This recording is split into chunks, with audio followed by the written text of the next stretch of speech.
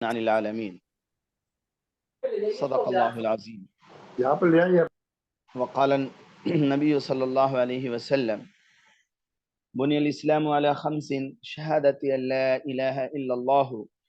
وأن محمدا عبده ورسوله وإقام الصلاة وإيتاء الزكاة والحج وصوم رمضان أو كما قال عليه الصلاة والتسليم۔ محترم سامعین اور سامعات اور ابھی تک جو حضرات سن رہے ہیں اور بقیہ جو حضرات ابھی آنے والے ہیں جڑنے والے ہیں،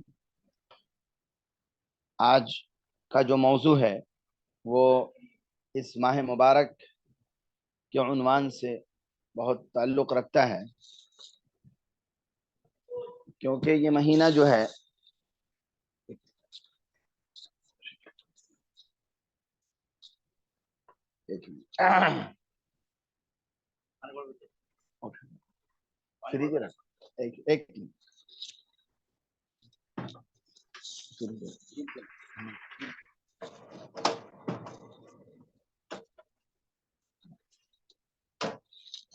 زوم میٹنگ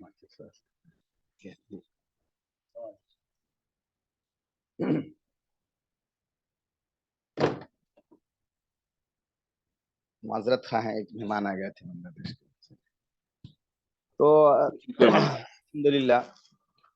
ابھی جو مہینہ چل رہا ہے یہ اشہر حج ہے، یعنی حج کے مہینے میں سے شوال کا مہینہ، ذوالقعدہ کا مہینہ اور ذی الحجہ کا مہینہ ہے۔ تو اس کے تحت عنوان بھی رکھا گیا الحمدللہ کہ حج اسلام کے ارکان میں سے، جو اسلام کا 5 بنیادی رکن ہیں اس میں سے حج بھی ایک اہم رکن ہے، اور یہ ایک اہم فریضہ ہے۔ لیکن یہ اہم فریضہ کن لوگوں کے لیے ہے اس کے بارے میں اللہ تبارک و تعالی نے قرآن پاک میں ارشاد فرمایا، وَلِلَّهِ عَلَى النَّاسِ حِجُّ الْبَيْتِ مَنِ اسْتَطَاعَ إِلَيْهِ سَبِيلًا، اور اللہ کا حق ہے کہ لوگوں پر حج کرنا، اس گھر کا جو شخص قدرت رکھتا ہو، من استطاع الیہ سبیلا، یعنی قدرت رکھتا ہو، استطاعت رکھتا ہو وہاں تک پہنچنے کی، وہاں تک جانے کی، من استطاع الیہ سبیلا۔ اب اس قدرت رکھنے میں علماء نے اس کی جو تشریح کی ہے وہ یہ ہے کہ ایک حاجی، اس کے اوپر حج اسی وقت فرض ہوگا جب وہ مکہ مکرمہ یعنی حرم مکی اور وہاں پہنچنے اور پھر وہاں سے آنے کے اخراجات اور پھر جتنے دنوں تک وہاں قیام رہے اس قیام میں بھی جو اخراجات آئیں وہ اخراجات، اس کے علاوہ اپنے جو ان کے اقارب ہیں، رشتہ دار ہیں جن کا ان کے اوپر نان و نفقہ ضروری ہے، واجب ہے، ان کا نان و نفقہ بھی ان کے ذمے ہے، اور ایام سفر ان کے نان و نفقے کا انتظام ہو، ان پر حج کیا ہو جاتا ہے، فرض ہو جاتا ہے۔ وَمَن كَفَرَ فَإِنَّ اللَّهَ غَنِيٌّ عَنِ الْعَالَمِينَ، اور جو انکار کر رہا ہے، یعنی جو اس کا منکر ہے، ایک تو ایک انکار ہے کہ انسان زبان سے انکار کر رہا ہے، سدھے سے انکار کر رہا ہے، تو وہ تو کافر ہی ہے۔ لیکن بعض لوگ جو ہے حج ان پر فرض ہو گیا ہے اور وہ زبان سے تو انکار نہیں کرتے لیکن عمل سے بھی وہ اس پر کیا کرتے ہیں، عملی جامہ اس کو نہیں پہناتے ہیں، وہ عملاً انکار کرنے والے ہوتے ہیں۔ تو جو انکار کرے فإن اللہ غنی عن العالمین، تو اللہ پر پرواہ نہیں رکھتا، یعنی اللہ سارے جہان سے کیا ہے، بے نیاز ہے، اللہ اس غنی ہے، اللہ تبارک و تعالی بے نیاز ہے۔ تو جن لوگوں پر حج فرض ہو گیا، بعض لوگ حج فرض ہو گیا ہے، اب اللہ نے آپ کو استطاعت دے دی ہے، خواہ آپ کی شادی ہوئی ہو، خود کی شادی ہوئی ہو یا نہ ہوئی ہو، اس پر بھی کوئی رکاوٹ نہیں ہے کہ جائے کہ اپنے بہنوں کی شادی، اپنے بھائیوں کی شادی اور دیگر لوازمات۔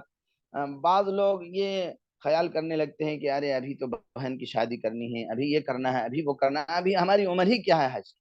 آپ بالغ ہو چکے ہیں، آپ صاحب استطاعت ہو چکے ہیں، تو آپ پر حج فرض ہو گیا۔ اب یہ فرض ایک مرتبہ ہونے کے بعد تا حیات یہ فرض باقی رہتا ہے، ساقط نہیں ہو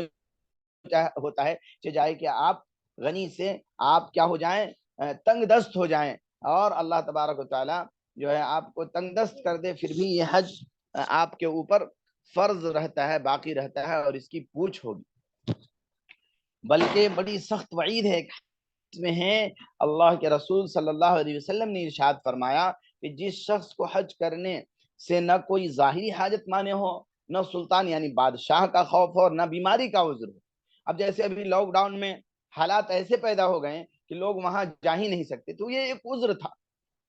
تو اگر کوئی عذر بھی نہ ہو اور کوئی رکاوٹ بھی نہ ہو، ظاہری حاجت مانے نہ ہو، اور پھر وہ حج نہ کرے، تو اختیار ہے اسے، خواہ وہ یہودی بن کر مرے یا نصارہ بن کر مرے۔ اتنا سخت الفاظ آپ صلی اللہ علیہ وسلم نے ارشاد فرمایا، کیونکہ اس حدیث میں یہودی اور نصارہ کا ذکر کیا، آپ صلی اللہ علیہ وسلم نے کفار اور مشرکین کا ذکر نہیں کیا، کیونکہ کفار و مشرکین اگرچہ زمانے جاہلیت میں ایک باطل طریقہ اور غلط رسومات کے تحت حج کے ارکان اور جو بھی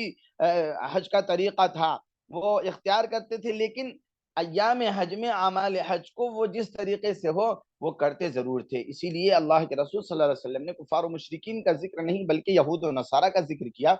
اور یہود و نصارہ حج کے ایام میں وہ ان اعمال کو نہیں کرتے تھے۔ تو حج فرض ہو جانے کے بعد اگر کوئی اس کو بغیر شرعی عذر کے چھوڑتا ہے اور خدا نخواستہ اس کی موت آ جاتی ہے، تو بڑی سخت وعید ہے اللہ کے رسول صلی اللہ علیہ وسلم۔ اسی لیے اگر حج فرض ہو گیا ہے تو انسان اس میں کوتاہی نہ کرے، اور وہ اخیر وقت کا اور بڑھاپے کے کا انتظار نہ کرے کہ سب کچھ ہو جائے گا اس کے بعد حج کرنے جائیں گے، نہیں، بلکہ جتنی جلدی ہو سکے اس فریضے کو ادا کر لیں۔ کیونکہ ایک بچہ جب بالغ ہو جاتا ہے تو بالغ ہوتے ہی اس پر نماز کیا ہو جاتی ہے، فرض ہو جاتی ہے، اور اس پر اگر رمضان المبارک کا مہینہ ہے تو روزہ فرض ہو جاتا ہے، اور اسی طرح اگر بالغ ہے، اللہ نے وسعت دے دی، صاحب حیثیت ہو گیا اور اتنی مال کی مقدار کو پہنچ چکا ہے کہ وہ زکوٰۃ کے نصاب تک پہنچتا ہے اور سال گزر چکا ہے، تو اس پر زکوٰۃ بھی فرض ہو جاتی ہے۔ اسی طرح حج کے ایام میں اگر وہ بالغ ہے اور اتنے اللہ نے مال دے دیا ہے کہ وہ وہاں جا سکتا ہے، وہاں سے آ سکتا ہے، اور اپنے جو رشتہ دار ہیں، لواحقین ہیں، اور جن کی ذمہ داری ان کے ذمہ ہیں، ان کے اخراجات کے مطابق اگر مال ہے تو پھر ان پر حج فرض ہو جاتا ہے۔ اب ان کو بعض لوگ کہتے ہیں والد صاحب کا حج نہیں ہوا، ہم کیسے حج کریں؟ والد صاحب کا حج والد صاحب کے لیے ہے، آپ کا حج آپ کے لیے ہے۔ آپ پر حج فرض ہو گیا تو آپ کو اپنا حج ادا کرنا ہے۔ مثال کے طور پر والد صاحب اگر نماز نہیں پڑھ رہے ہیں تو ان کے نماز نہ پڑھنے کی پوچھ والد صاحب سے ہوگی، آپ اگر نماز نہیں پڑھ رہے ہیں تو آپ کے نماز نہ پڑھنے کی پوچھ اللہ آپ سے کرے۔ یہی تمام فرائض کا معاملہ ہے۔ اللہ کے رسول صلی اللہ علیہ وسلم نے فرمایا بنی الاسلام علی خمس، کہ اسلام کی بنیاد کیا ہے؟ 5 چیزوں پر ہے۔ جو اہم بنیاد ہے اس میں سے سب سے پہلا جو ہے وہ کلمہ طیبہ، لا الہ الا اللہ محمد رسول اللہ صلی اللہ علیہ وسلم، یعنی اللہ کے علاوہ کوئی معبود نہیں اور محمد صلی اللہ علیہ وسلم اللہ کے رسول ہیں۔ اور دوسری چیز جو ہے سب سے اہم، وہ نماز کے بارے میں کہا گیا ہے، وَإِقَامِ الصَّلَاةِ، نماز قائم کرنا ہے، وَإِيتَاءِ الزَّکاۃ، اور زکوٰۃ ادا کرنا ہے، والحج، اور حج کرنا ہے، وصوم رمضان، اور رمضان المبارک کے مہینے کا روزہ رکھنا ہے۔ تو یہ اسلام کا بنیادی رکن ہے۔ اس میں سے ایک یہ بہت اہم رکن ایک حج بھی ہے۔ آپ صلی اللہ علیہ وسلم نے بھی حج فرض ہوا جس سال، اس سال آپ صلی اللہ علیہ وسلم، چونکہ آپ صلی اللہ علیہ وسلم حج کرنے اس سال نہیں گئے، اور حضرت ابو بکر صدیق رضی اللہ عنہ کو آپ صلی اللہ علیہ وسلم نے حج کے لیے بھیجا، اور کچھ اعلانات، کیونکہ بہت سارے ایسے باطل رسومات تھے جو وہاں ہوتے تھے، تو کفار و مشرکین بھی حج کر رہے ہیں، آپ بھی کریں، تو اسی وجہ سے آپ صلی اللہ علیہ وسلم اس سال اللہ کے حکم سے حج کرنے نہیں گئے، کیونکہ آپ کا جو سفر حج تھا وہ مثالی تھا، اور تمام رسومات سے، تمام بدعات سے، تمام خرافات سے پاک حج ہونے والا تھا، بلکہ پورے مکے کو آپ صلی اللہ علیہ وسلم نے پاک کیا کفار و مشرکین سے اللہ کے حکم کے مطابق، اور حضرت علی رضی اللہ عنہ کو پھر آپ صلی اللہ علیہ وسلم نے پیچھے سے بھیجا کہ جا کر کے وہ اعلان کرے کہ اگلے سال سے کوئی مشرک، کوئی کافر بھی یہاں حج کے لیے نہ آئے۔ تو آپ صلی اللہ علیہ وسلم کا مثالی حج تھا، جس میں آپ صلی اللہ علیہ وسلم نے جو حج فرمایا اس میں ایک اچھی خاصی تعداد تھی، بلکہ بعض علماء کہتے ہیں کہ تقریباً 1.25 کے قریب صحابہ اس میں شریک ہوئے، اور آپ صلی اللہ علیہ وسلم مدینے سے ایک جم غفیر لے کر صحابہ کے ہجوم کو نکلے، اور راستے میں بھی لوگ آتے گئے، ملتے گئے، جیسا کہ آپ صلی اللہ علیہ وسلم پر جو وہ قرآن پاک کی سورہ نازل ہوئی، اذا جاء نصر اللہ والفتح ورأیت الناس يدخلون فی دین اللہ افواجا، کہ جب آپ نے دیکھ لیا کہ فوج در فوج لوگ کیا ہیں، غول در غول اور جماعت در جماعت لوگ اسلام میں داخل ہو رہے ہیں، تو اب آپ کا کیا ہے، یدخلون فی دین اللہ افواجا فسبح بحمد ربک واستغفر، کہ اللہ کی تسبیح بیان کیجیے، اللہ کی حمد بیان کیجیے اور استغفار کی کثرت کیجیے، انہ کان توابا، یقیناً اللہ تبارک و تعالی توبہ کو قبول کرنے والا ہے۔ یہ آیت بظاہر اسلام کی سربلندی کی ترجمانی کر رہا ہے، اور بعض صحابہ نے اس کا مطلب یہی سمجھا، لیکن حضرت ابو بکر صدیق رضی اللہ عنہ جب اس سورہ کو سنتے ہیں تو آنکھوں سے آنسو جاری ہو جاتا ہے، رونے لگتے ہیں۔ پوچھا صحابہ نے، اس میں تو خوشخبری ہے کہ لوگ ایمان میں داخل ہو رہے ہیں، وہ نہیں ہے، کہ نبی کا کام جب مکمل ہو گیا ہے تو، اور نبی کو استغفار اور حمد بیان کرنے کے لیے کہا جا رہا ہے، تو ایسا لگتا ہے کہ نبی اب ہمارے درمیان زیادہ دن نہیں رہیں۔ یا حالت تھی حضرت ابو بکر صدیق رضی اللہ عنہ۔ خیر، کہنا یہ ہے کہ یہ حج ایک اہم رکن ہے، اور اہم رکن کو ادا کرنے کے لیے خاص طور سے ہمارے بر صغیر سے اور عجم سے جو لوگ حج کو جاتے ہیں، تو بعض تو عمرہ وغیرہ کیے ہوتے ہیں تو ان کو اعمال اور ارکان کچھ معلوم ہوتا ہے، جو جگہیں ہیں وہ بھی معلوم ہیں، لیکن اکثر لوگ پہلی مرتبہ جاتے ہیں اور اس میں ضعیف کمزور ہوتے ہیں، ان کے لیے بڑا دشوار کن ہوتا ہے،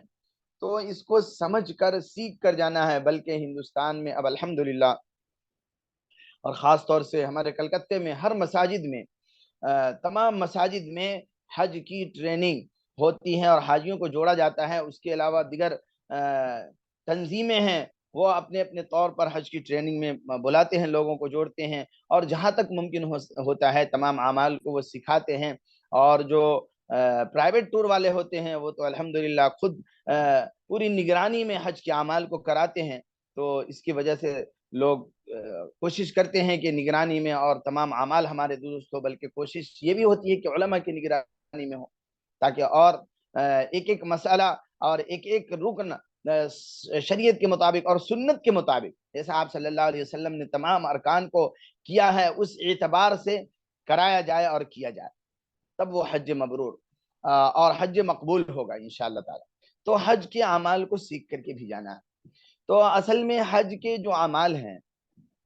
ایک تو یہ ہے کہ حج کا کہ 3 درجے ہیں، یعنی 3 طریقے، 3 قسمیں کہہ لیجئے اس کو: حج قران، حج افراد اور حج تمتع۔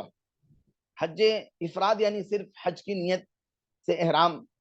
باندھنا اور نیت کرنا، اور پھر اعمال حج کو ادا کرنا ہے۔ حج قران کہا جاتا ہے، حج اور عمرہ دونوں کو ایک ساتھ ملا کر کے پہلے اعمال عمرہ کو کرنا ہے، یعنی طواف اور سعی کرنا ہے، اور احرام ابھی کی پابندی ختم نہیں ہوگی، بلکہ پھر 8 ذی الحجہ سے اعمال حج کو کرنا ہے، جو حج کے 5 ایام ہیں انشاءاللہ اس کو بھی مختصر ابھی بتایا جائے گا۔ تو ان اعمال کو کر کے تب مکمل ایک ہی بار احرام کو کھولنا ہے اور احرام کی پابندی سے ختم ہونا ہے۔ یہ حج قران کہا جاتا ہے۔ اور تیسرا جو ہے سب سے آسان حج جس کو کہا جاتا ہے، وہ حج تمتع ہے۔ آپ صلی اللہ علیہ وسلم جب مدینے سے مکہ آئے تھے تو وہ حج کا اور عمرے کا احرام ایک ہی ساتھ آپ نے باندھا تھا، چونکہ ایک اور رسم چلی ہوئی تھی کفار و مشرکین کے درمیان اور اس زمانے جاہلیت میں، کہ حج کے ایام میں یعنی حج کے مہینے میں وہ لوگ عمرہ کرنا گناہ سمجھتے تھے، عمرہ کرنا گناہ سمجھتے تھے۔ تو اس باطل عقیدے کو بھی ختم کرنا تھا، آپ صلی اللہ علیہ وسلم نے حج اور عمرے کا ایک ساتھ احرام باندھا، چونکہ آپ صلی اللہ علیہ وسلم اپنے ساتھ قربانی کے جانور لائے تھے، اور بہت سارے صحابہ بھی لائے تھے، بہت سارے صحابہ نہیں لائے تھے، بلکہ آپ صلی اللہ علیہ وسلم 63 قربانی کے جانور خود مدینہ سے لے کر آئے، اور بقیہ جانور حضرت علی رضی اللہ عنہ جو یمن تشریف لے گئے تھے وہاں سے وہ آئے اور آپ صلی اللہ علیہ وسلم سے آ کے ملے۔ کل 100 قربانی آپ صلی اللہ علیہ وسلم نے اپنے حج میں کی تھی، جو 65 اپنے ہاتھوں سے کی، بقیہ کو حضرت علی رضی اللہ عنہ نے کیا۔ آپ صلی اللہ علیہ وسلم نے جب مکہ پہنچ کر طواف اور سعی کی تو صحابہ سے ایک بات فرمائی۔ آپ صلی اللہ علیہ وسلم نے کہا کہ مجھے ابھی جو خیال آیا ہے، اگر پہلے وہ خیال آتا تو میں بھی اپنے اس طواف اور سعی کو عمرہ بنا لیتا، لیکن جو لوگ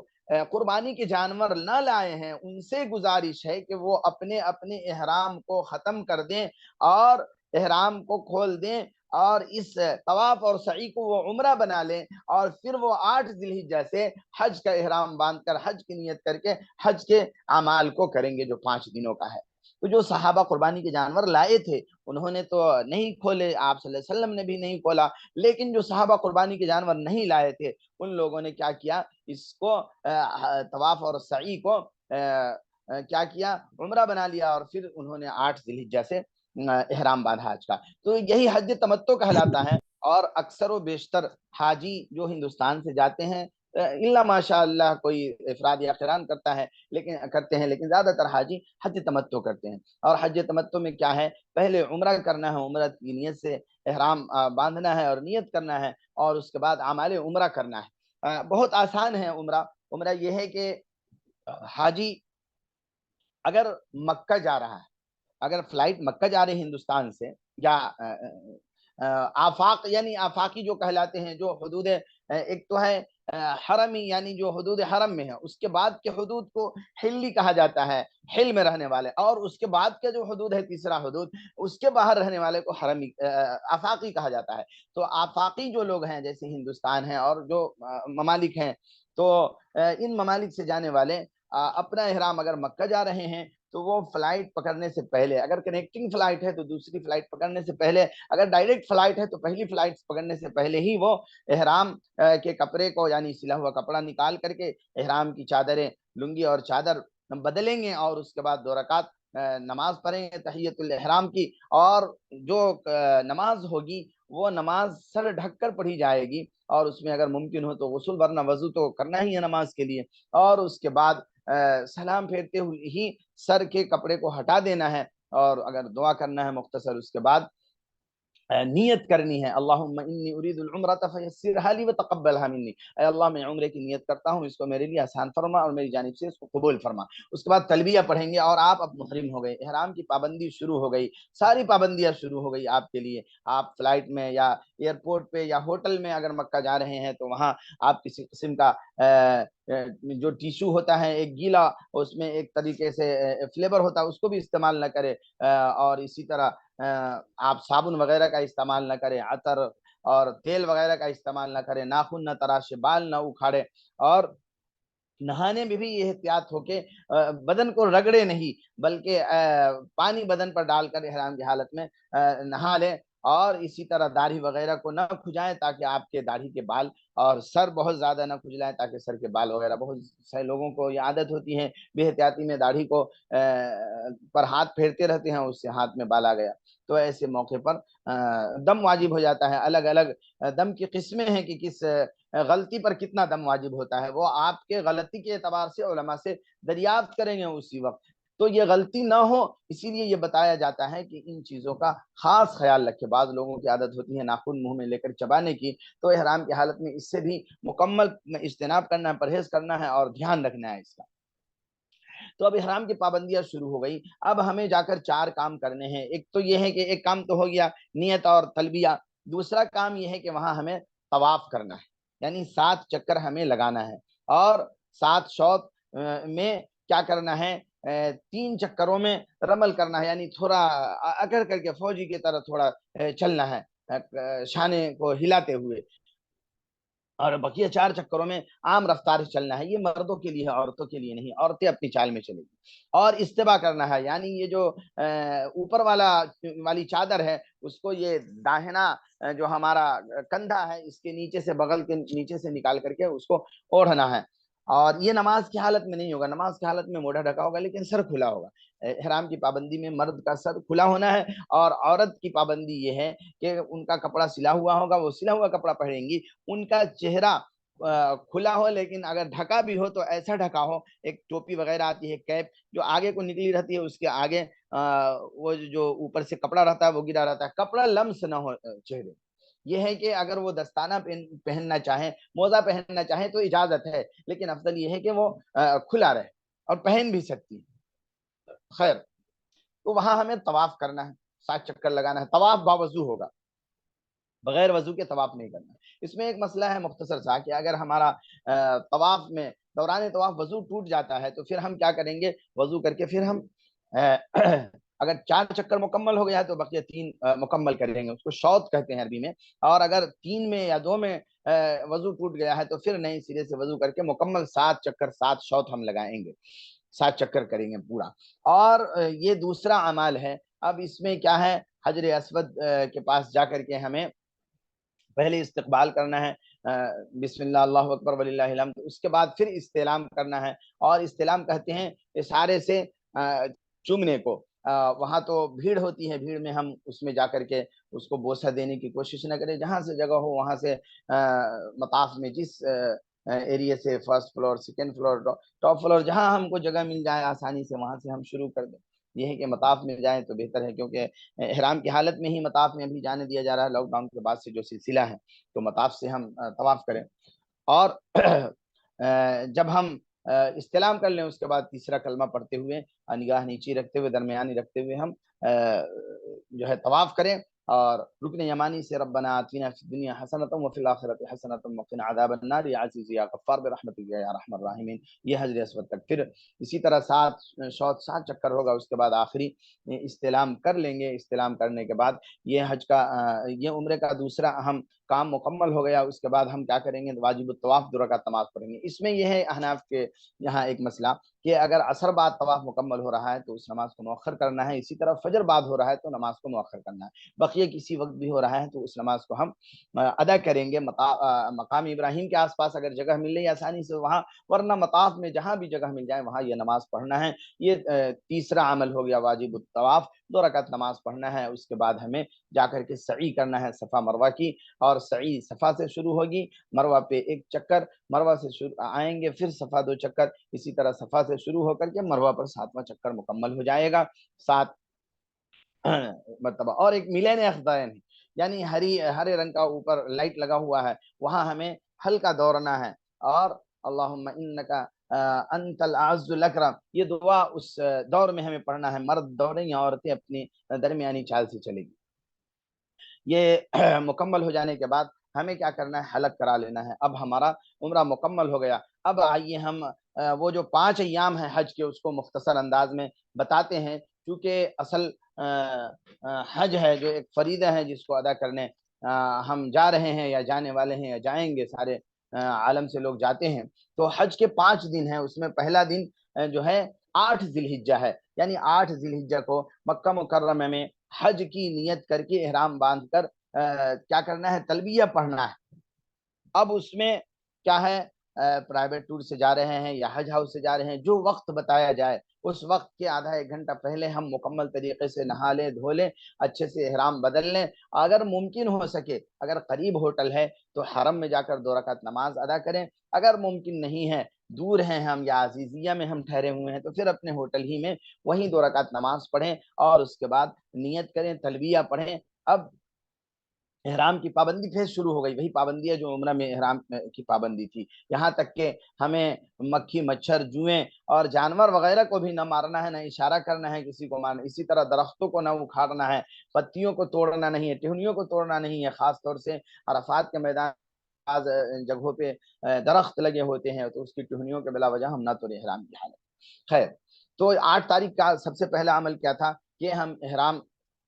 پہن کر نیت کر کے تلبیہ ہم پڑھ لیں، اور اس کے بعد ہم منی کے لیے روانہ ہو جائیں، اور منی میں ظہر، عصر، مغرب، عشاء کی نماز ہمیں پڑھنی ہے۔ اور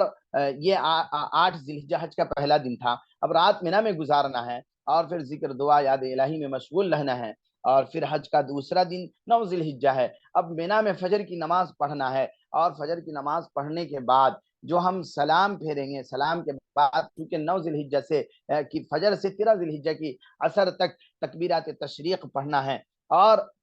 9 ذی الحجہ کی فجر کو ہم منی میں ہیں، فجر کی نماز وہیں ادا کر کے تکبیرات تشریق پہلے پڑھیں گے، پھر تلبیہ پڑھیں گے۔ اس کے بعد کیا کریں گے؟ ہم منی سے عرفات تلبیہ پڑھتے ہوئے عرفات ہمیں پہنچنا،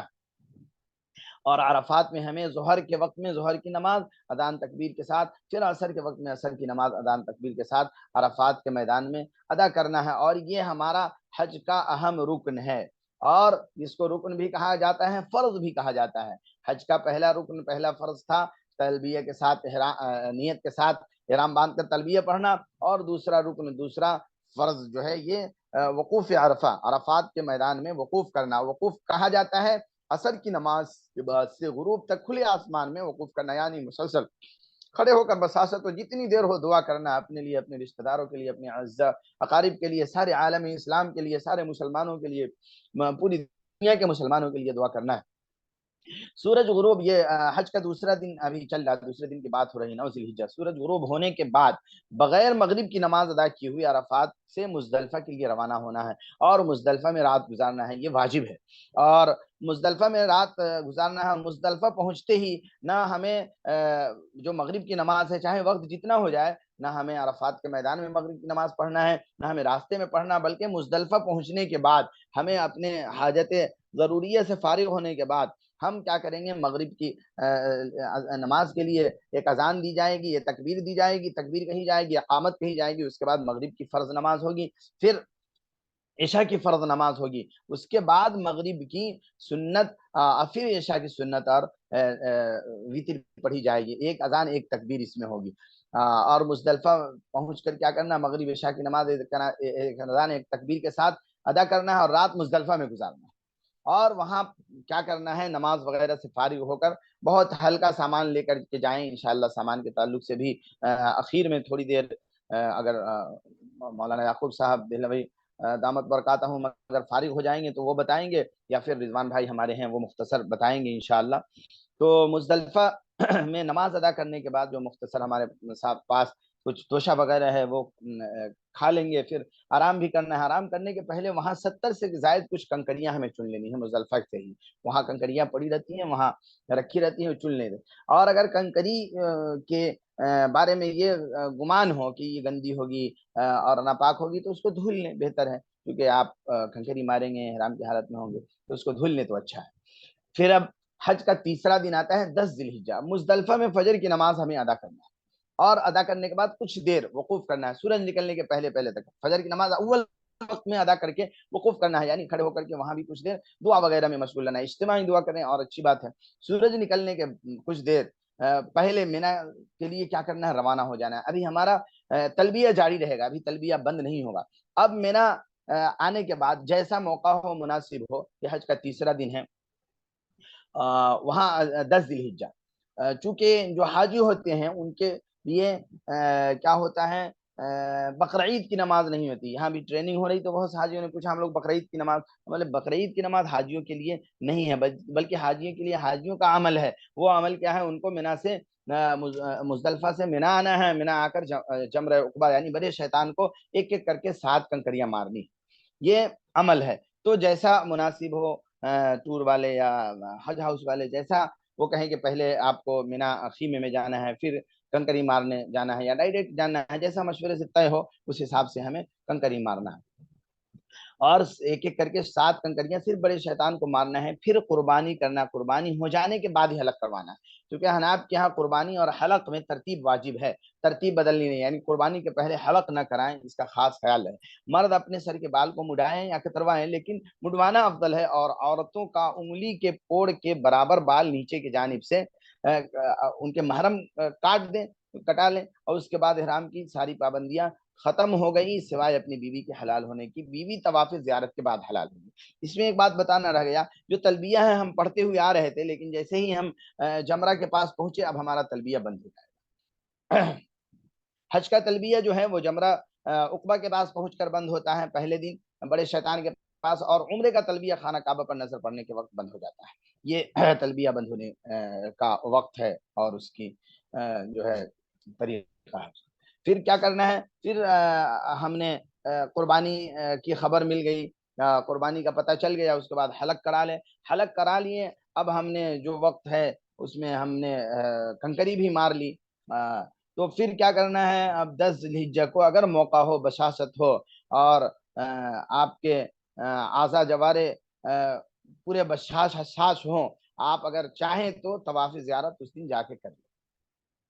طواف زیارت یہ حج کا تیسرا اہم رکن ہے، جس کو حج کا رکن اور فرض کہا جاتا ہے، اور اس طواف زیارت کے ساتھ سعی بھی کرنا ہے جو واجب ہے۔ طواف زیارت کریں گے، پھر واجب الطواف پڑھیں گے، پھر سعی کریں گے، اور اگر 10 ذی الحجہ کو طواف زیارت نہیں کر پائے تو 11 ذی الحجہ کو طواف زیارت اور سعی کرنا ہے۔ اب اس میں کیا ہے، اگر آپ احرام کی پابندی سے آزاد ہو چکے ہیں، یعنی آپ نے قربانی ہو گئی، آپ نے حلق کرا لیا، تو آپ سلا ہوا کپڑا پہن کر کے نہا دھو کر کے اطمینان سے طواف زیارت کر سکتے ہیں۔ اگر قربانی ابھی نہیں ہوئی ہے، آپ حرم پہنچ گئے آپ کنکری مار کر، تو پھر قربانی نہیں ہوئی ہے، تو چونکہ ابھی آپ کی احرام کی پابندی ختم نہیں ہوئی ہے، تو آپ احرام ہی کی حالت میں، احرام ہی کے کپڑے میں آپ طواف زیارت کر سکتے ہیں۔ دونوں گنجائش ہے۔ رات پھر آ کر کے مینا میں گزارنا ہے اور ذکر دعا عبادت میں مشغول رہنا ہے، اور مکے کے ہوٹل میں، آپ کے راستے میں ہوٹل پڑے یا مکے کے قریب ہوٹل پڑے، وہاں رات گزارنا منع ہے۔ یہ سنت ہے رات گزارنا آ کر کے مینا میں۔ اب حج کا چوتھا دن ہے، یعنی 11 ذی الحجہ۔ اگر ہم 10 ذی الحجہ کو طواف زیارت نہیں کر پائے تو آج یعنی 11 ذی الحجہ کو مکہ مکرمہ جا کر اور حرم جا کر ہم طواف زیارت اور سعی کر لیں، اور پھر آ کر مینا میں رات گزاریں۔ اب حج کے دوسرے دن کیا ہے، زوال آفتاب کے بعد سے، لیکن اس میں کیا ہوتا ہے، وہ وقت بتاتے ہیں مکتب والے، تو اس اعتبار سے ان کا بھی خیال رکھنا ہے۔ یہ مستحسن عمل ہے اور مستحب عمل جو ہے، آفتاب زوال آفتاب کے بعد سے غروب آفتاب کے قبل جب موقع ہو، تینوں شیطان کو اب دوسرے دن کیا کرنا ہے، 7 کنکریاں مارنی ہے دوسرا، اور وہاں دعا بھی کرنا ہے جمرات کے پاس کنکری مارنے کے بعد، لیکن دعا میں روڈ سڑک جو ہے بیچ میں نہیں، بلکہ کنارے ہو کر کے ایسی جگہ پر جہاں پر آنا جانا نہ ہو، وہاں دعا، اور پھر آ کر کے رات مینا میں گزارنا ہے، ذکر دعا عبادت میں مشغول رہنا ہے۔ اب پھر حج کا جو 5واں دن ہے، یعنی 12 ذی الحجہ، اگر طواف زیارت 11 ذی الحجہ کو بھی نہیں کر پائے تھے تو 12 ذی الحجہ کو ہر حال میں طواف زیارت کر لینا ہے، غروب مغرب سے پہلے پہلے، اور طواف اور سعی کر لینا۔ اب مینا میں آج بھی کیا ہے، زوال آفتاب کے بعد سے غروب آفتاب سے قبل جب موقع ہو، تینوں شیطان کو، یعنی 12 ذی الحجہ کو، حج کے 5ویں دن، تینوں شیطان کو کنکریاں مارنا ہے الگ الگ، اور سورج غروب ہونے کے پہلے پہلے حدود مینا سے نکل جانا ہے۔ اگر خدا نخواستہ سورج غروب ہونے کے بعد آج مینا میں قیام کر لیا، ٹھہر گئے، رات گزارا، پھر 13 ذی الحجہ کو تینوں شیطان کو کنکریاں مارنا واجب ہو جاتا ہے۔ تو اس میں دونوں صورتیں ہیں، آپ چاہیں تو 12 ذی الحجہ کو ہی کنکری مار کر نکل جائیں، لیکن اگر رک رہے ہیں تو پھر مسئلہ ہو جائے گا، اس لیے 12 ذی الحجہ کو آپ کنکری مار کر نکل جائیں، اور مکہ میں جتنے دن قیام رہے اتنا دن آپ کیا کریں، وہاں نمازوں کا اہتمام ہو، پابندی کے ساتھ تکبیر اولیٰ کے ساتھ نماز ادا کریں، اور ایک واجب ہے وطن واپسی سے پہلے پہلے کیا کرنا ہے، طواف وداع کر لینا ہے، اور طواف وداع جو ہے اس میں صرف طواف ہے، طواف وداع میں سعی نہیں ہے، اس میں صرف طواف کرنا ہے۔ کچھ باتیں جو ہیں وہ عورتوں کے لیے بہت مخصوص ہیں، وہ ذکر کر دینا مناسب سمجھتے ہیں، کہ عورتوں کے احرام صرف اتنا ہے کہ وہ اپنا سر ڈھانک لے، اور پورے بدن کو تو ڈھانکنا ہی ہے، سر بھی ڈھانک لے اور چہرہ کھولے رکھے، سلے ہوئے کپڑے عورتوں کے لیے منع نہیں ہے۔ اسی طرح عورتیں تلبیہ آہستہ آواز سے پڑھیں گی، بنسبت مرد کے، مرد بلند آواز سے پڑھیں گے، لیکن عورتیں تلبیہ ہو یا تکبیرات تشریق ہو، وہ آہستہ آواز سے پڑھیں گی۔ ناپاکی کی حالت میں، یعنی حیض و نفاس میں، دعا و تلبیہ پڑھ کر احرام باندھ لے، نماز نہ پڑھے۔ نماز کیا ہے، اس کی ان سے معاف ہے ایسے ایام میں عورتوں سے، لیکن اگر ایسے ایام آ گئے ہیں تو حج کے اعمال کو تو کرنا ہے، احرام بھی باندھنا ہے، تلبیہ بھی پڑھنا ہے، صرف طواف نہیں کرنا ہے، چونکہ طواف کے لیے پاکی شرط ہے، اور اس کو مؤخر کرنا ہے جب تک کہ پاک نہ ہو جائے۔ سر کے بالوں کو ایک کپڑے سے باندھ لے تاکہ کوئی بال ٹوٹنے نہ پائے، گرنے نہ پائے، اس کا احتیاط کرے۔ صفا اور مروہ کے درمیان جو سعی ہوتی ہے، پہلے ہی بتایا تھا، اس میں جو میلین اخضرین ہیں، اس میں عورتیں دوڑ کر نہیں چلیں گی، یہ مردوں کے لیے دوڑ کر چلنا۔ احرام کھولتے وقت بالوں کے آخر سے صرف انگلیوں کے ایک پھوڑ کے برابر بال کاٹیں گے، زیادہ بال عورتوں کا نہیں کٹنا۔ اسی طرح ناپاکی کی حالت میں طواف کے علاوہ حج کے تمام ارکان ادا کر سکتی ہے، ابھی بتایا میں نے۔ ایام نہر یعنی 10، 11، 12 تاریخ میں اگر پاکی کی حالت نہ ہو تو طواف زیارت کو پاک ہونے تک مؤخر کر دیں، اس پر کوئی جرمانہ اور کوئی کیا ہے، یہ نہیں ہے، حد نہیں ہے۔ اور پھر جدہ یا مکہ مکرمہ پہنچنے کے بعد شوہر یا محرم، یہ مسئلے ہیں، کہیں انتقال ہو جائے یا طلاق ہو جائے تو اسی حالت میں حج کے ارکان ادا کر سکتے ہیں۔ اگر عورتیں واپسی کے وقت ان کے کیا ہوا ایام شروع ہو گئے تو طواف وداع جو ایک واجب تھا وہ ان سے ساقط ہو جاتا ہے۔ اسی طرح استباء یعنی احرام کی جو چادر ہے، ایک تو یہ ہے کہ عورت احرام کی چادر نہیں ہوتی ہیں بلکہ وہ پورا اپنا کپڑا پہنتی ہیں، مکمل حجاب لگاتی ہیں، تو یہ مسئلہ ہے کہ عورت کا پورا بدن ڈھکا ہوگا بنسبت مرد کے۔ مرد کیا کریں گے؟ اور رمی کے وقت مرد کا جو ہے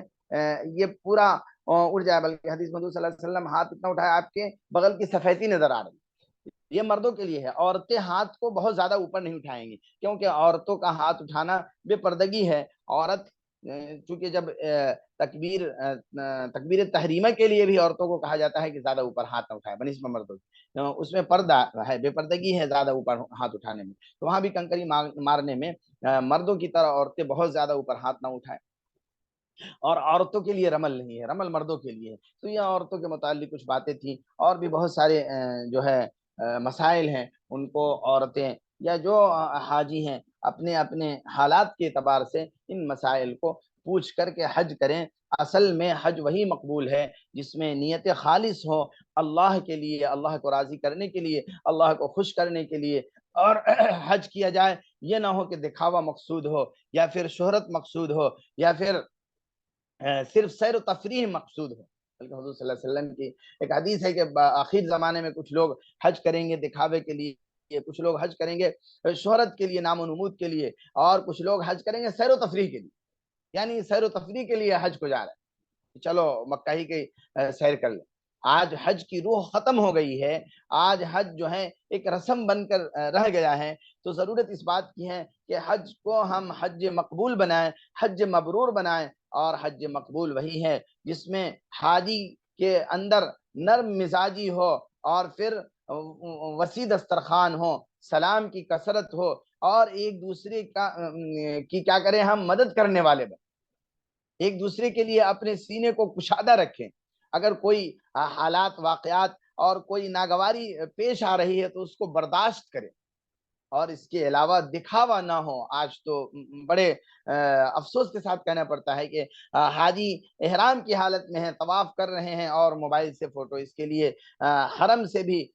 علماء نے اور ائمہ نے وہاں سے بھی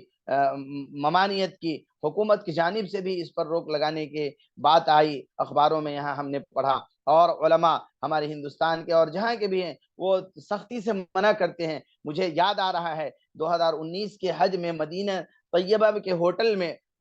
ہمارے پڑوسی ملک پاکستان کے ایک کرکٹر آئے تھے، اللہ تعالیٰ ان کو اجر عظیم عطا فرمائے۔ انہوں نے آدھا گھنٹہ بات کیا، اور بہت سارے حاجی کوشش کیے کہ ہم ویڈیو بنائیں، ان کے بیانات کی منع کرتے رہے، اگر بنانا ہے تو آڈیو بنائیں، فوٹو تو انہوں نے لینے ہی نہیں دیا کہ آپ حج کرنے آئے ہیں، آپ حج کو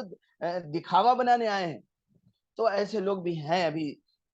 دنیا میں، اسی وجہ سے یہ دنیا قائم ہے، اور اللہ تبارک و تعالی جو ہے ہم سب کے حج کو قبول فرمائے۔ اور اگر کوئی بعض حاجیوں کے ساتھ کوئی معاملہ ہو جاتا ہے، یہ معاملہ اللہ کی طرف سے ہے، تو اس میں صبر کا دامن اپنے ہاتھ سے نہ جانے دیں۔ کوئی ناخوشگوار واقعہ پیش آ گیا یا کوئی تکلیف آ گئی، اسی لیے اللہ تبارک و تعالی نے حج کے ساتھ کیا فرمایا؟ ولا فسوق ولا جدال فی الحج، کہ اس کے میں حکم و دولی، فسق و فجور اور لڑائی جھگڑا نہ ہو، کہ تھوڑی تھوڑی بات پر ساتھیوں سے لڑ بیٹھے، کیونکہ حج کا عمل ایسا ہے کہ اس میں ایک جمع غفیر ہے، ایک بہت بڑا مجمع ہے، اور اعمال ہیں، اور ان اعمال کو مخصوص اوقات میں کرنا ہے، تو اس میں بڑے ثبت کے ساتھ، بڑے ضبط کے ساتھ، یا پھر رہنے میں، یا پھر کھانے میں، یا پھر اور دیگر چیزوں میں منتظمین کی طرف سے اگر کوئی کمی تو ہوتی نہیں ہے، وہ حتی الامکان کوشش کرتے ہیں کہ تمام چیزوں کو بہتر سے بہتر خدمت کی جائے، لیکن اگر اللہ کی طرف سے کوئی خوشگواری یا کوئی ایسی بات پیش آ گئی تو اس کو برداشت کرنا ہے۔ اصل یہی حج ہے کہ پراگندہ بال، پراگندہ حال حاجی کیا کہ واذن فی الناس بالحج رجال یاتوک من کل ضامر یاتوک من کل فج عمیق، کہ ابراہیم علیہ السلام سے اللہ نے فرمایا کہ حج کا اعلان کیجیے کہ لوگ دبلی پتلی اونٹنیوں پر آئیں گے، پراگندہ حال پراگندہ بال ہو کر. تو اصل حج یہی ہے کہ انسان اپنے آپ کو خادم بن کر، مخدوم بن کر حج نہ کرے، بلکہ ہر کوئی اگر خادم بن کر حج کرنے لگے تو حج میں کوئی جھگڑا ہی نہ ہو، کوئی بات ہی ایسی پیش نہ آئے. اللہ سے دعا ہے کہ اللہ تبارک و تعالیٰ کہنے والا اور سننے والا دونوں محتاج ہے، تو اللہ تعالیٰ کہنے والے کو بھی عمل کی توفیق عطا فرمائے اور سننے والے کو بھی عمل کی توفیق عطا فرمائے. اور جتنے حجاج سارے عالم سے جا رہے ہیں تمام لوگوں کو حج مبرور عطا فرمائے، اور ان حجاج کے نیک دعاؤں میں ہم سب کو اللہ تبارک و تعالیٰ شامل فرمائے. اور اب رضوان بھائی سے گزارش ہے کہ اگر کچھ باتیں اسی میں، چونکہ یہ آڈیو تو اور بھی لوگوں کو جاتا ہے، ابھی دیکھ رہے ہیں کم ہی لوگ جڑے ہیں، تو وہ لوگ اسے استفادہ حاصل کر سکتے ہیں. تو آپ کچھ سفر کے تعلق سے مختصر بات بتا دیں، یا ہمارے مشفق مربی یعقوب صاحب جڑ گئے ہیں تو وہ بات کر لیں. السلام علیکم. وہ کچھ جیسے پاپا اور وہ یعقوب صاحب دونوں جوائن نہیں کر پائے آج. اچھا اچھا اچھا. تو لائک کسی کے پاس اگر کوئی کوشچن ہے تو ہم پوچھ سکتے ہیں. میرے پاس کوشچن ہے یہ کہ کسی کے اوپر اگر قرضہ ہے یا لون ہے ہاں، وہ حج کے لیے جا سکتا ہے کہ نہیں، یا اس کو پہلے لون چکانا چاہیے؟ دیکھیے، ایک تو یہ ہے کہ ہم کاروبار کر رہے ہیں، تو کاروبار میں کیا ہے کہ ہمارا لینا بھی ہے دینا بھی ہے، ٹھیک ہے. یا لون ایک ہے ضرورت کے تحت لینا، ایک ہے خواہش. تو ضرورت کے تحت لون لینے کی گنجائش ہے کہ بہت اشد ضرورت ہے ہم لون، یا ہندوستان میں خاص طور سے بعض ایسے مواقع ہیں کہ بغیر لون کے ہمارا کام ہی نہیں ہوگا، ہم کام ہی نہیں کر پائیں گے. تو ایسے موقع پر آدمی لون لیتا ہے. لیکن ہمارے پاس اللہ نے ہم کو استطاعت دی ہے، اتنی وسعت ہے کہ ہم آ سکتے ہیں، جا سکتے ہیں. اور ہمارا لون بھی دھیرے دھیرے وہ تو ماہانہ ہوتا ہے یا سماہیہ ہوتا ہے یا سالانہ ہوتا ہے، جس طریقے سے ہو وہ کٹ رہا ہے ہمارا. اور اللہ نے ہم کو اتنا ہر مہینہ ہمیں دیا ہے کہ ہم وہ لون بھی ہمارا ادا ہو رہا ہے. تو پھر اس میں حج میں کوئی رکاوٹ نہیں ہے اس لون کی وجہ سے، اور ہم حج میں جا سکتے ہیں. جزاک اللہ. جی. اور کسی کے پاس کوئی کوشچن ہے تو وہ پوچھ سکتا ہے حج کے سلسلے.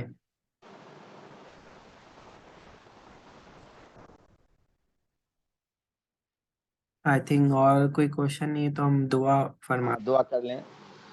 اللهم آمين. اللهم صل على محمد وعلى آل محمد كما صليت على إبراهيم وعلى آل إبراهيم إنك حميد مجيد. ربنا آتنا في الدنيا حسنة وفي الآخرة حسنة وقنا عذاب النار. ربنا ظلمنا أنفسنا وإن لم تغفر لنا وترحمنا لنكونن من الخاسرين. اے اللہ تو رحیم و کریم ہے، ہم سب کے گناہوں کو خطاؤں کو معاف فرما. اے اللہ ابھی جو باتیں کہی گئیں اے اللہ سنی گئیں، اے اللہ تمام باتوں پر ہم سب کو عمل کی توفیق عطا فرما. اور اے اللہ یہ حج کا عمل اسلام کے ارکان میں سے ایک اہم رکن ہے. اے اللہ جو حاجی حج کو جا رہے ہیں اللہ ان کو حج مبرور عطا فرما. اے اللہ ان کے سفر کو آسان فرما اور تمام رکاوٹوں کو دور فرما. اور اے اللہ ان کو حج کے تمام اعمال کو، تمام ارکان کو صحیح طریقے سے سنت کے مطابق کرنے کی توفیق عطا فرما. اے اللہ ان کے نیک دعاؤں میں ہم سب کو شامل فرما. اے اللہ ہم سب کو ابھی اپنے دربار کی حاضری نصیب فرما. اے اللہ جن لوگوں پر حج فرض ہو چکا ہے اور کسی وجہ سے وہ حج نہیں کر پا رہے ہیں، اے اللہ ان کے اندر بھی جلد از جلد حج ادا کرنے کی توفیق عطا فرما اور اپنے دربار کی حاضری نصیب فرما. اے اللہ ہم سب کی دعاؤں کو اپنے حبیب محمد صلی اللہ علیہ وسلم کے سب قبول فرما. ربنا تقبل منا انك انت السميع العليم وتب علينا انك انت التواب الرحيم. وصلى الله تعالى على خير خلقه محمد واله واصحابه اجمعين برحمتك یا ارحم. ٹھیک ہے، جزاک اللہ، بہت بہت شکریہ. جزاک اللہ. انشاءاللہ ٹھیک ہے، انشاءاللہ ہم لوگ سب نیکسٹ ویک پھر سے ہم لوگ ایک ٹاپک میں رکھیں گے انشاءاللہ. ابھی تو اور ضرورت ہے، اگر حج ہی کے عنوان پہ ہو پھر مشورہ کر لیں گے. ایک آدھ ہفتہ اگر ہو جائے بات مولانا یعقوب صاحب دہلوی دامت برکاتہم کی تو اور بہتر ہے. وہاں کے حالات اور وہ جو بتا رہے تھے کہ وہاں ابھی کچھ چیزیں ہیں خاص طور سے مدینہ میں وہ نہیں ہیں حاجیوں کے لیے، اس کو جاننا بہت ضروری ہے. جیسے نسک ایپس